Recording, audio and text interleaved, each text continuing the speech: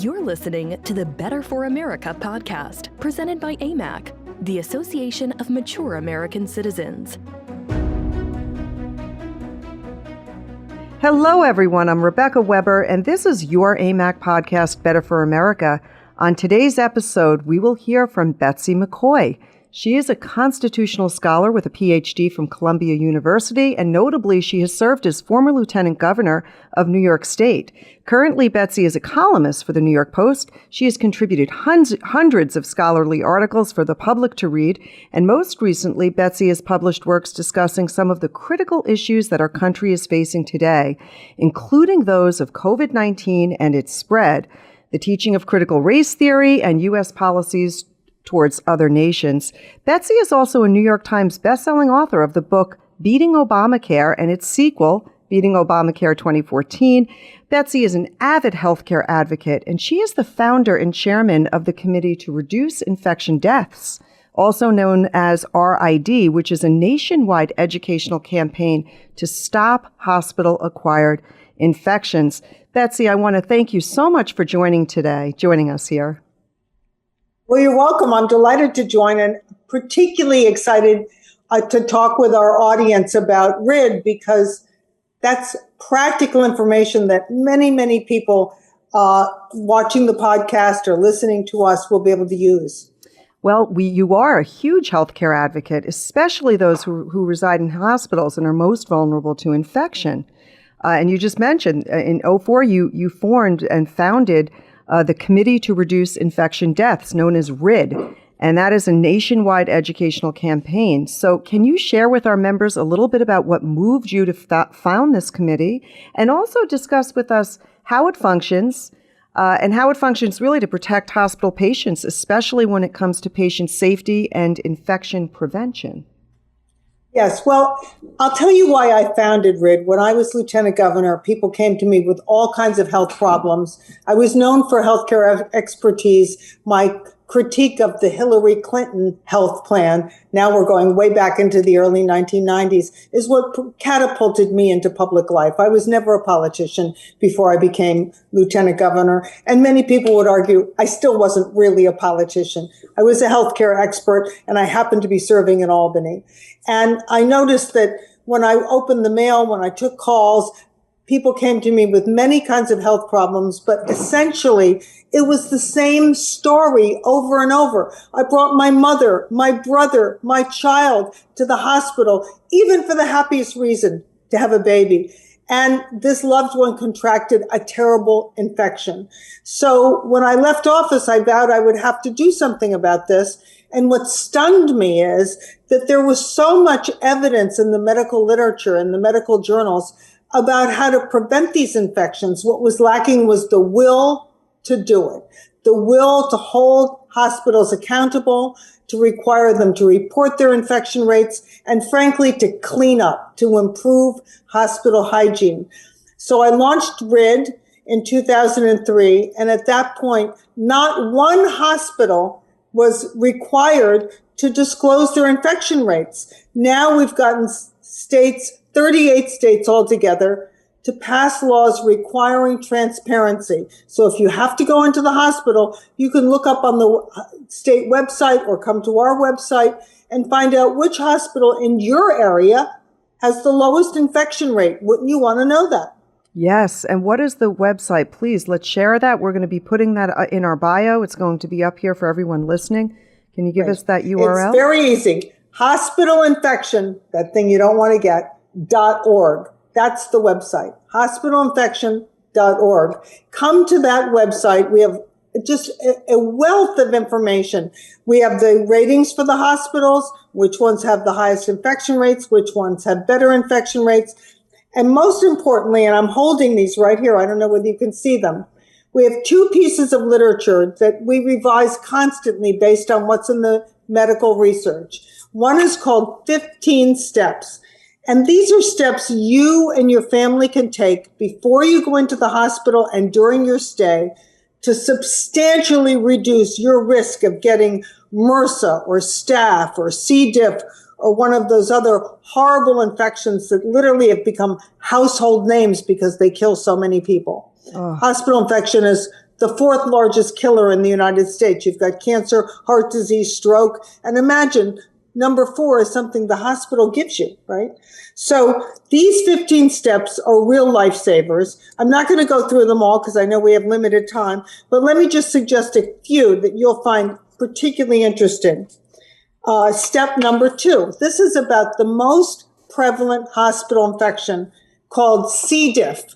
C. diff, it's short for Clostridium difficile. And C. diff is something you actually give yourself, and here's how. All the surfaces in the hospital are invisibly contaminated with this bacterium, C. diff.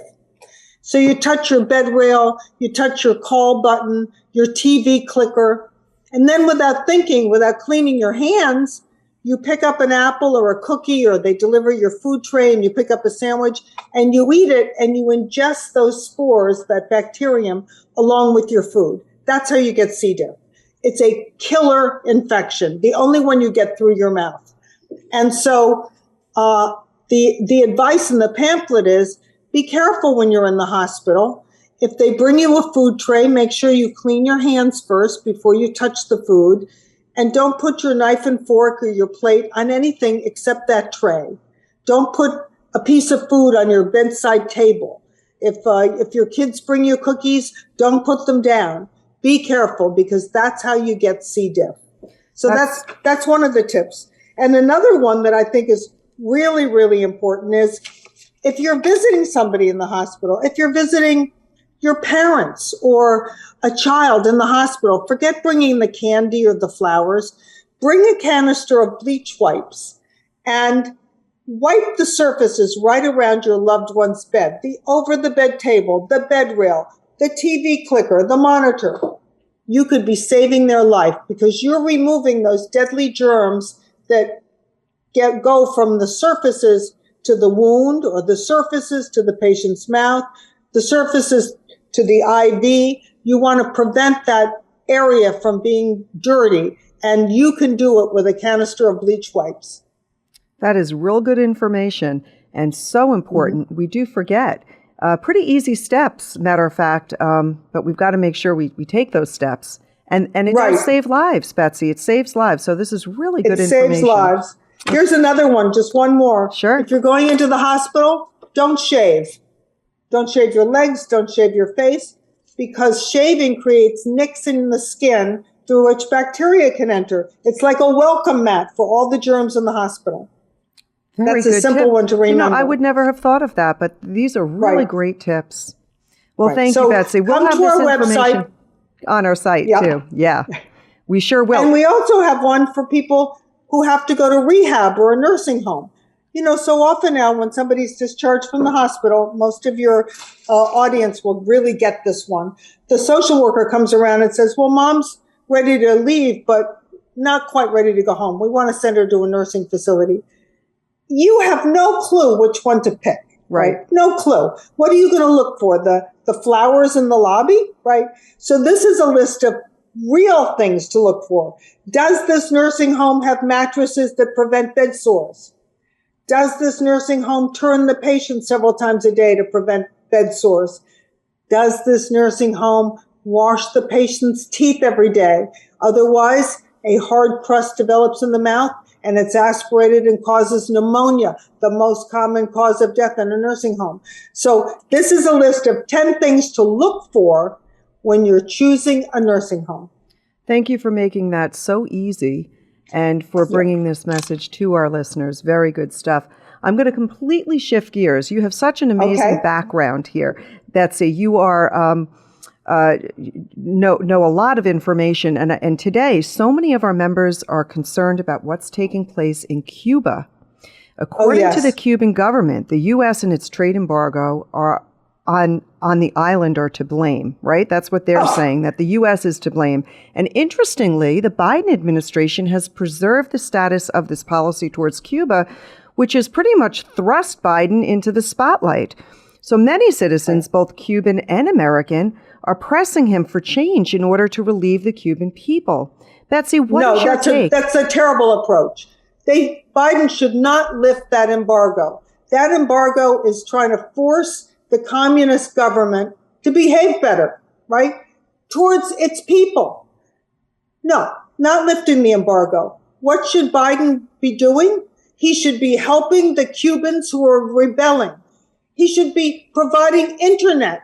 You can't wage a revolution without the internet. What are the tools of a revolution? Cell phones, laptops, communication among people in different parts of this island, right? He's got to provide internet service, and he is slow walking that. The Friends of Cuban Americans, the Friends of Liberty, have been begging him to provide that internet service. We have the technology to do it. And he's appointing working groups. Can you imagine? That's Washington lingo for, I think I'll just delay it a few weeks and hope this revolution dies down, right? Now, here's the most shocking thing. If you look at the southern border, 188,000 people counted are coming across that border every month. The Border Patrol is literally reaching out to offer these migrants a helping hand across the Rio Grande as they wade through the water. Now, compare that image with what Biden and Mayorkas, Homeland Security Chief, are saying is going on in Cuba. When the Cubans who want freedom are getting in their rickety boats and their rafts trying to get through the Straits of Florida, right, to America, Mayorkas is sending the Coast Guard out to apprehend them, arrest them, and send them back to Cuba, like sending a North Korean defector back to what? Jail and death. That is what they are doing. Yeah. And 2 days ago, Mayorkas threatened Floridians, people with seaworthy craft, who are heading down to Cuba to pick up these Cubans and rescue them from the water. He said, if you take these Cubans to American shores, we will fine you $250,000 and put you in jail for 5 years. That's abhorrent. That is shocking. It's okay to come across the southern border from Guatemala and Nicaragua, but not to come from Cuba, 90 miles off our coast. Where those people in Cuba need our help. And you almost have to wonder, if people are not paying attention to the details, it's easy to buy into some of the sound bites that we hear. And those sound bites are backed by groups like Black Lives Matter. Right. I was shocked, Betsy, that they were siding with the Cuban government. Right. In a tweet and in a statement that they made. Yet they want to call someone like me a racist because I recognize that we have a problem at our southern border that's impacting people in Texas and all of us southern states. It's really become a nationwide problem because we're taking care of people who have no skill set, people who are now indebted to drug cartels who brought them over, people who are bringing over and fentanyl. COVID positive. Right. Okay. Here's why. Go ahead. Let's sort out why this is happening. Sure. Because it's very strange to see how sympathetic the Democrats are to Latin Americans fleeing their home countries, with one exception, Cuban Americans. Everybody else gets kid glove treatment, not the Cuban Americans. Why is that? Because Cuban Americans vote Republican. And the Democrats don't want more Cubans coming into Florida and locking in the Republican majority in that state. And that, ma'am, is why they are betraying freedom-loving Cubans. Yeah, it is the truth. We have to understand that essentially the Democrats want to guarantee that they remain in power, that their place of power is unchanged, and they're going to do everything they can to do that, regardless how it impacts American lives, regardless how it impacts these Cuban lives. And you've just hit the nail on the head, Betsy. It is the truth. It's what we're seeing. It's what's happening. You need only look at the facts. Just look at the facts and draw your own conclusions, because there is no other reason or excuse. We need to have a Dunkirk 2. I'm sure you remember Dunkirk. I do. Great movie. And, well, it was a real event in history. That's the point. It was a real event in history. And I think that Floridians and other Americans with seaworthy craft should be heading down to Cuba in a big flotilla, picking up those Cubans who were in those floppy little boats and rafts and bringing them to freedom. And let Joe Biden try to arrest us for it. Let him try. It will be the scandal of the century. Betsy, you're currently also, and I've mentioned this, you're a columnist for the New York Post. And I want to shift a little bit to ask you about your experience with media censorship, because a lot of what you're saying as it relates to border control and what's happening in Cuba, the narrative is completely, censored in a sense, because, if I go ahead and just Google simple things, you won't find any of this. It's very tough. You will not find it. Isn't it a shame? And this is America. People have to, we have to remind ourselves that America is a free nation and we have individual freedoms, and we're watching individual freedoms get stripped away little by little by little each and every day. We are a different country today than we were a year ago. Many U.S. much less free. And in part, it's that the Democratic Party is enjoying this partnership with social media. They're partners. They're partners quashing the opposing voice, our voice. And I see it all the time. You're right. And the fact is, if we get control of Congress, we must pass a law, not just eliminating Section 230. We have to make these platforms public utilities. That's what they are. The local electric power company or AT&T can't deny you service because of your political opinions. They must sell service to everybody. And that's what these platforms have become, public utilities. And they ought to be regulated like public utilities. And we see how these media sites are really shadow banning individuals and blocking user posts from the view of the public. I wanted to ask you, have you experienced personally yourself any type of media censorship? I have. And I write about it, as you've noted. But we've just got to keep fighting. And then when we have a majority, and I'm hoping we will have a majority in the House after the next election, 2022, we have to start pushing those bills to make social media platforms into public utilities. Unfortunately, the voices to stop the censorship on the Republican side have been too quiet. And polite. Yes. I say we're too polite, a lot of conservative voices, because we don't want to offend people and we want to hope and pray that situations disappear and that they're only temporary. But it is time for us to really make sure that our voice is heard. Now is the time. And particularly with critical race theory, which you mentioned earlier, I'm sure that many people watching or listening to us can go up on their YouTubes and find video of local school board elections. I watch them at night, towns all across the country. They put up the YouTube of what happened at their local school board election, at their local school board meeting. And it's very illuminating because parents who never thought of becoming politically involved, who never dreamed they would watch politics, really, are standing up at those microphones and saying, how dare you brainwash my children? How dare you try to make my children hate America or hate their parents or hate the color of their skin, right?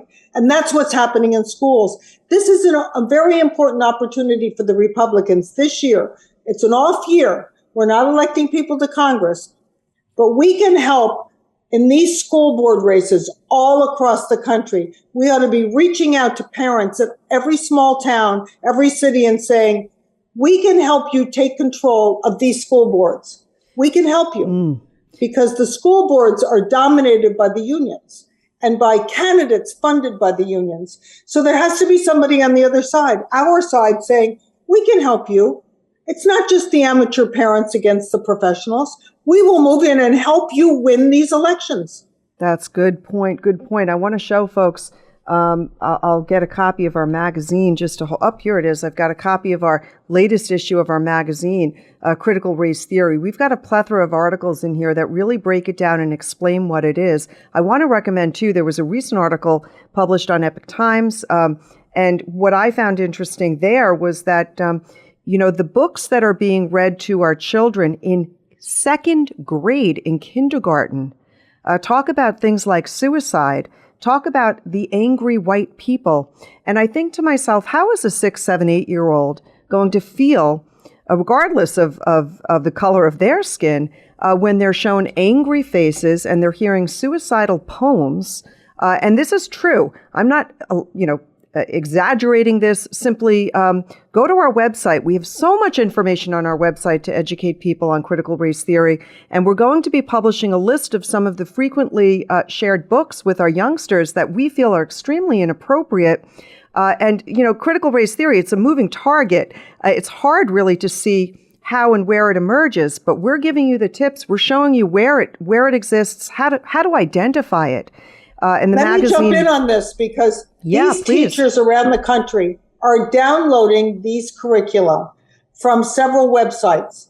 One is called the Zinn Education Project, named after Howard Zinn, a Marxist who wrote an American history textbook that unfortunately was used in many schools around the country. It's just pure Marxism, right? So that's one, the Zinn Education Project. Then there's another one called Black Lives Matter in School, sponsored by Black Lives Matter. And a third is from the Southern Poverty Law Center.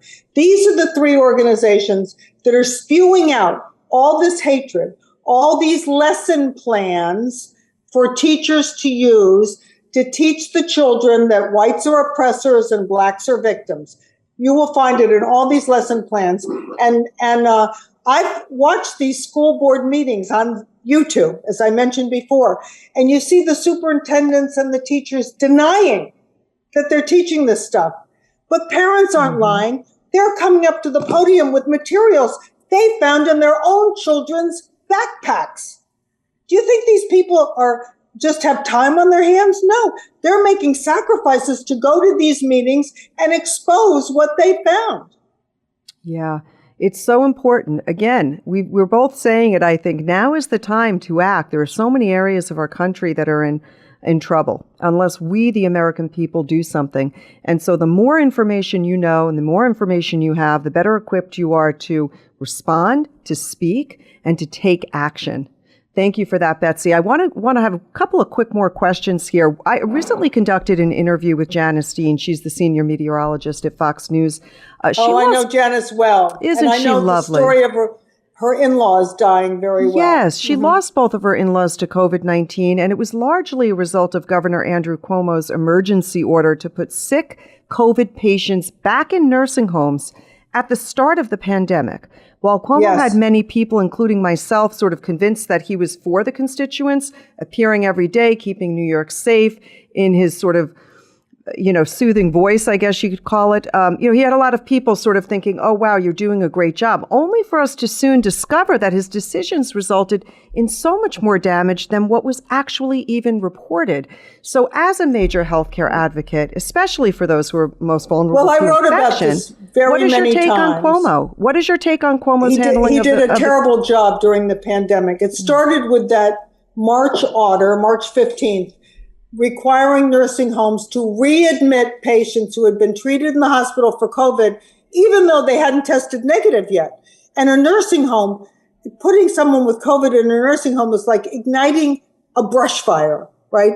Because the other patients in the nursing home are so vulnerable. They live in such close proximity, and infection control in a nursing home is much lower quality than it is in a hospital. So it's a death sentence. When you bring somebody like that into a nursing home, it's a death sentence for the residents.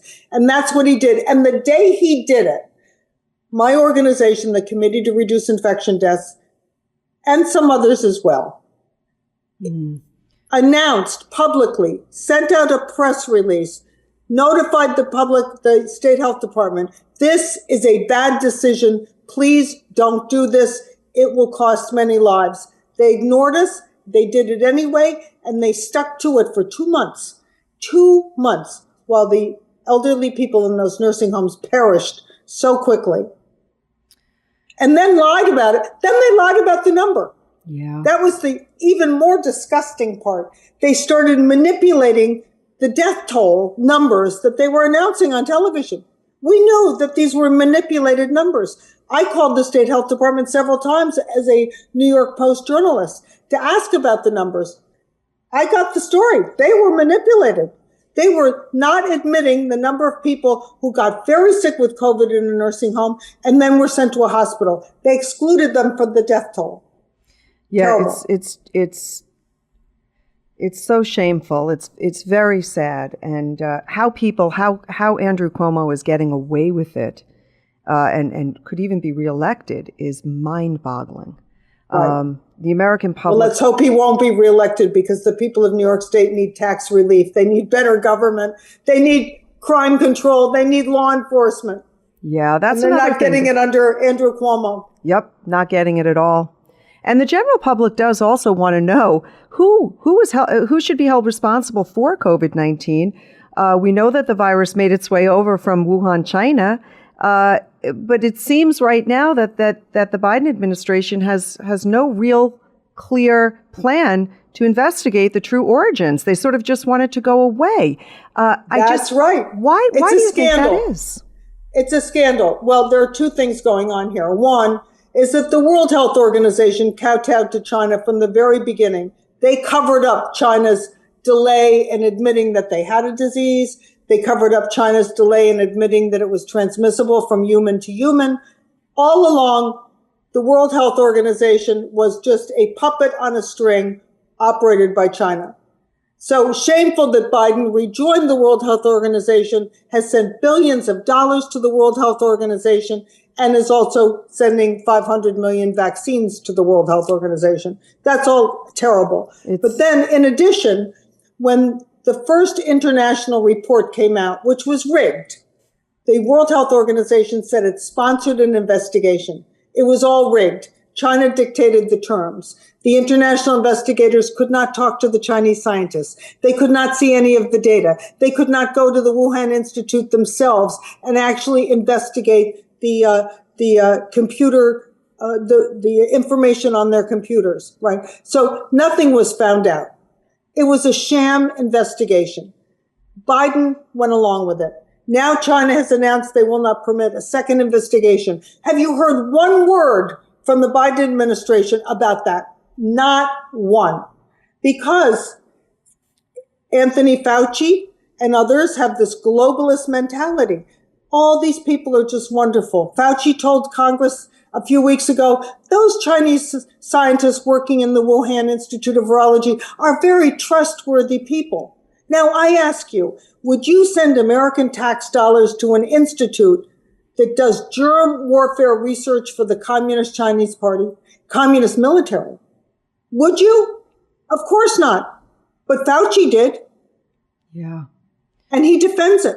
You know, people are getting fed up. I mean, there are so many issues. We've covered so many of them, from critical race theory to, the administration doing nothing about the trouble that we see coming up with the southern border just wide open, the number of drugs that are coming, the human trafficking, the disease, the terrible foreign policies that Biden has put in place, an attack on our energy sector here in America. Increasing taxes, gasoline at the pump. Let's add the one that's most important to your viewers, AMAC viewers. Inflation. And inflation. The coolest tax for seniors. That's right. Inflation. That's right. And so we here at AMAC, we are doing everything in our power. We're encouraging people, become an AMAC delegate. Go to amacaction.org. Get involved. It's not difficult to do. We make it so easy. We give you the tool books. We give you the talking points. But get involved, because America is depending on you. And I am so proud of our over 2 million AMAC members, nearly 2.5 million AMAC members that stand with us shoulder to shoulder, that love this great nation. And I just want to have one more question for you, because I know we're getting to the end here, Betsy. And a little bit on a lighter note, what I love about America is that you can be here in America and be whatever you want to be. You can't do that in other countries. We are such a blessed and fortunate nation. So I want to ask you about you and your incredible, resume, so to speak. You have written hundreds of scholarly articles. You were lieutenant governor for New York State. You're the author of several books. You've formed this wonderful organization, RID. I have a great life, and tell us, how did you get there? And tell us. My dad was a factory worker. Never had any of these opportunities. He was a factory worker in Derby, Connecticut, in a factory that made nail clippers. And that's what America's about. You work hard as a kid, you get a scholarship. I went to Vassar College on a scholarship. Columbia on a scholarship. And I'll never forget the day my dad put me in his old blue Dodge Dart and drove me to Poughkeepsie, New York to start college was the biggest day of his life. It was. Yeah, I get it. Every parent gets it. Right? I get it.